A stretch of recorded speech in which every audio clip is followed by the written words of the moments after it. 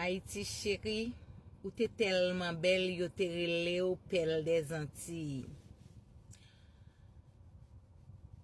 Beauté ou ak richesse ou te fait valeur. Ou c'était une maman qui te gagne 3 petites ak yon adoption ko te fait dans 60 dernières années yo. Premier petit ou a te relé liberté. Nous te prenons avec respect, l'honneur. Et nous te payons l'argent content. Deuxième petit ou a te égalité. Tout côté nous rive de gen respect. Troisième petit ou a c'était fraternité. Oh lolo.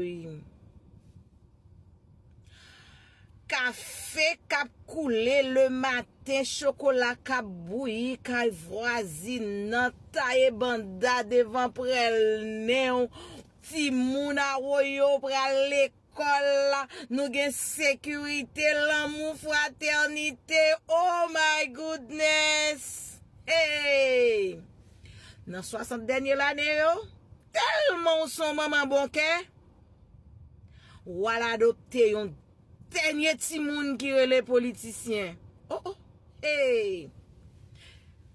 Tout d'un coup, c'est yo député, c'est yo sénateur. Oh oh. Yo te président oui. Oh oh.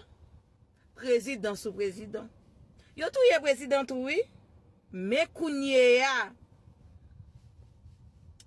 C'est yo même qui a retiré dormi dans yeux petit tout, qui a couru à ti malet, ti sac. Ti moun ap kouri plein la nuit. Y ap dekepi yo, y ap kidnappé yo, y ap violé yo. Nou pa gen bouche pou nou parler non? Eh, bon m'dou dernier parole Haïti.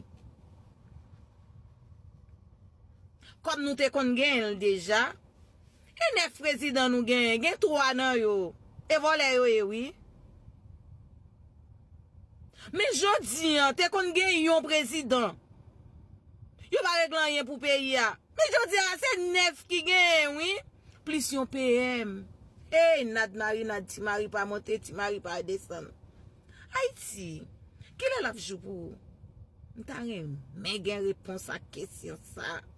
Jou 18 novembre ça, quel est la jou pour?